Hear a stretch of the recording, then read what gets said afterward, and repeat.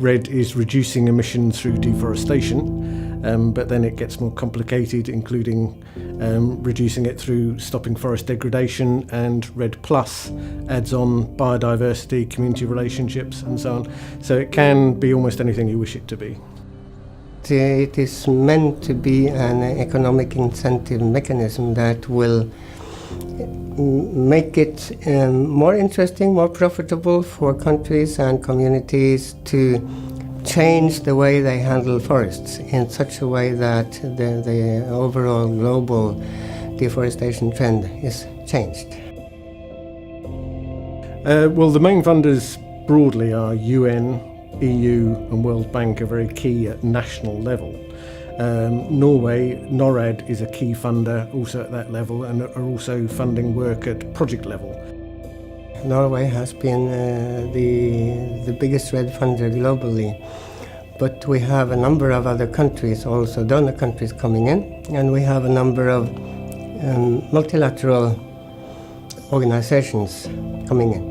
The main recipients in terms of money is Brazil, and it will be Indonesia, it will be Guyana, it will be Tanzania, it will be DRC. These countries have received fairly large sums of money, and a big number of countries have received a limited amount of money for their readiness processes.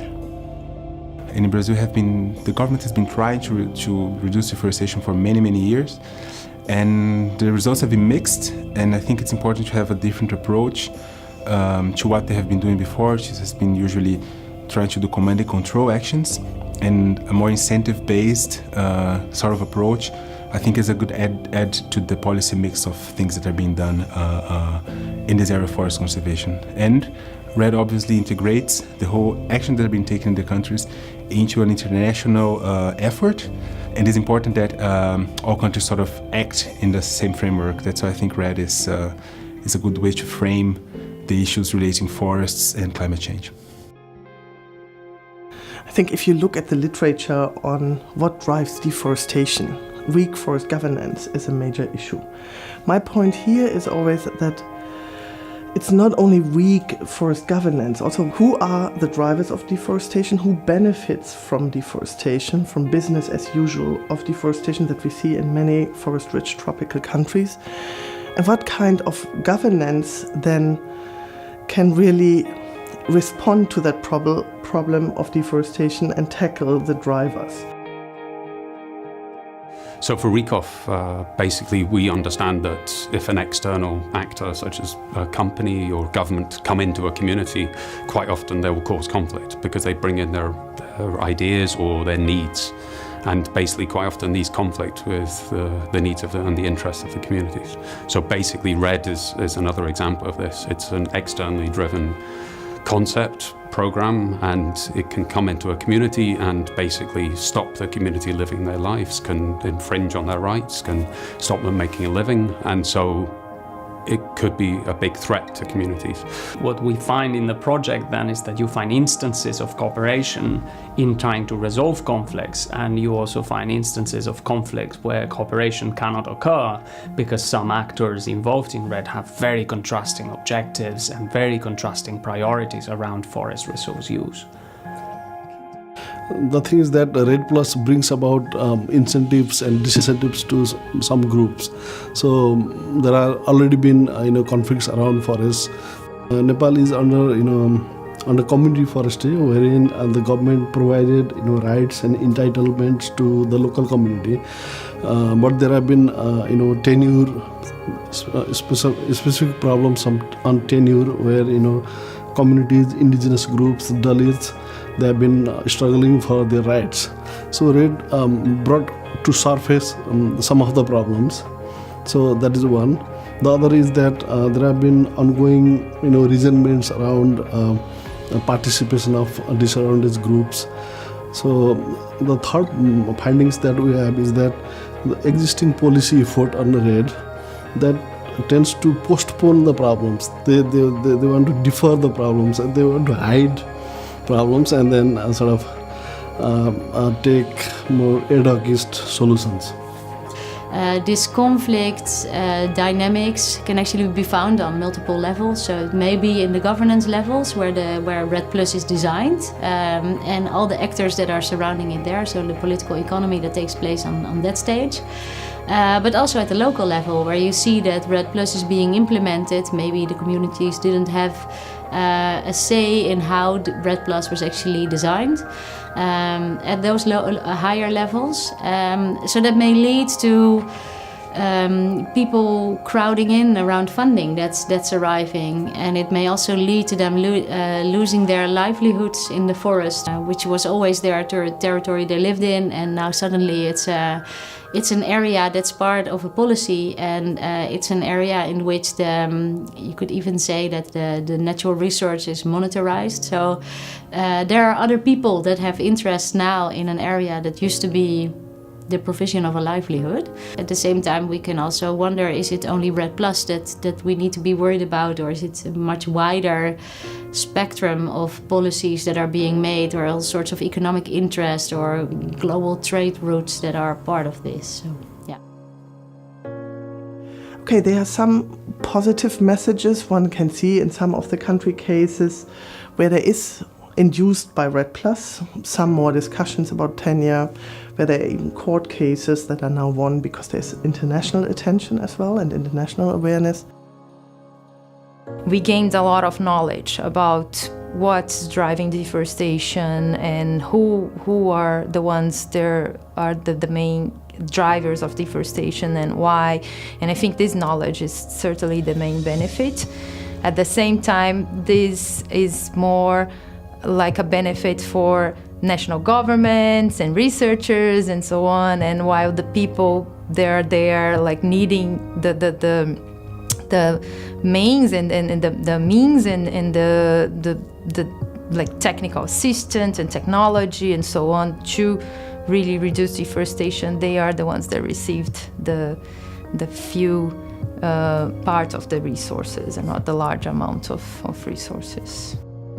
In some cases, we see reduction in deforestation. That is clearly the case in Brazil. Some may argue that this was already starting before REDD came on the table, but our belief is that the REDD funding has enhanced the work of Brazil in such a way that it has helped reduce or continue the process of reducing deforestation. And in many countries, the REDD funding has contributed to policy processes that I see as very important. And these policy processes have brought on the table a lot of conflicting interests, but I think that's just a necessary step along the way to developing a new policy for managing forests in the future.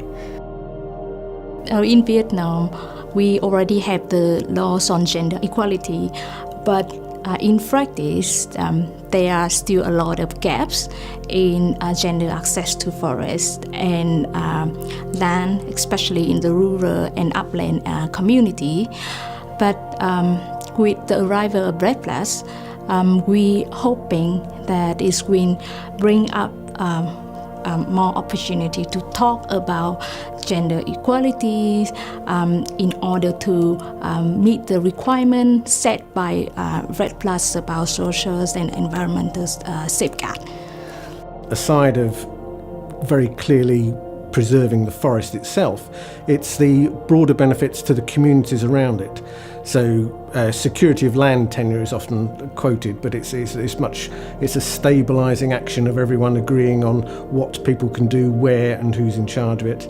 A lot of work in, again, I know I've used word of gender, but improving those gender relations and improving livelihoods and actual income to communities. The idea of implementing REDD has pushed these countries into implementing things that are basic for any other type of forest conservation policy that you want to do. For example, monitoring has been something that was basically not well done in these countries before, and the whole payments for environmental services REDD debate has pushed the government into action, into improving monitoring, improving satellite imaging, improving field monitoring of things. So I think REDD, even if it's not showing results yet, I think is one of the drivers for an improvement in the conditions that will lead these countries to eventually in the future do some good policies for reducing deforestation. One of the main challenges that governments in these countries face is to involve those actors who are indeed willing to participate, but because of very high costs of attending meetings in the capital of the countries, they don't. And therefore, in this sense, I mean, one of the lessons that are relevant for policymakers from our project is that more public budget needs to be dedicated to reach subnational levels of governance, and especially, the capitals of different regions where forests are a relevant resource, and try to bring the organizations and the relevant individuals of those regions around the table. So in terms of participation, that's an important lesson. The second lesson in terms of early implementation activities is that projects need to be much more sensitive to the social and cultural context where they are implemented. And by social and cultural context, it's again a very broad interpretation, and I'm also referring to questions of tenure, questions of property rights, who own the forest. Projects need to go beyond the legal circumstances in which people live, and also look at more casual relations of access to the forest. Who are the actors that have a stake in the forest and who might be invisible to you as a project implementer because they don't figure on the national legislation, but in the local context they're very important in actually managing the forest and in understanding why some resources are being used and why they are not. I think that the social factors should be taken into account more profoundly. Dominant actors like the government, like the private sector, like some international actors, donors, can have an interesting view in designing policies, in designing laws, but what I found is that not very often the community's point of view is taken into account. If we also include other types of subjects in under the REDD debate, such as consumers and other types of measures, for example, demand-side measures are really useful in terms of reducing deforestation, because then you really create this chain of actors, of different actors working together for the same goal, instead of just going there to the ones that are on the ground and saying you are the ones that need to deal with it. And then when you create this different chain of actors, and they all have a responsibility in reducing deforestation from the demand side to the production side, then you are able to really change the status quo.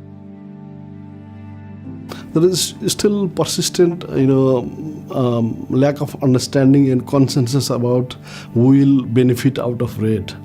The government has, is intent on holding its power on, forests, because there are sort of contradictory, arrangements about providing whose rights on forest produce and carbon. Environment is sadly not the main priority of cash-strapped developing country governments. They want to reduce poverty, they want to improve access to sanitation, they want to do whatever, many other types of social policy that come before prioritizing environmental issues. I'm still very positive about REDD+, because I think there is something, but I wish this is something would become clearer and also more measurable in terms of actually avoided deforestation. What I see these days happening a bit is that there is a race to the bottom at the international level. Everybody is waiting for each other. So I don't move if you don't move. If it wakes up to all the knowledge that we gathered from all this time of REDD implementation, if all the proponents and all the actors involved in implementing REDD realize this knowledge and internalize and learn from it, because actually there was this period of learning by doing with REDD. We were actually trying to learn from all this experience. So if we actually are able to learn, maybe REDD has a future, and this future would need to concentrate on these main needs of like forest agents that are on the ground and need different resources, not just financial resources, but like technical and capacity building and education and even things that are related to their well-being, such as energy and things like that. I feel that there's a global movement towards higher environmental consciousness in many places. It kind of started like in the European countries. They're thinking about how do we do something to save the forest, because we cut all of ours, but we have some in other places, so we should like help them to conserve theirs. This is getting slowly into the consciousness in the countries as well, and from the consciousness moving towards institutions as well. And because of that, I see progress. There's a lot of work to do, but I think REDD, as a part of a policy mix of forest conservation policies, I think it does have a future, definitely.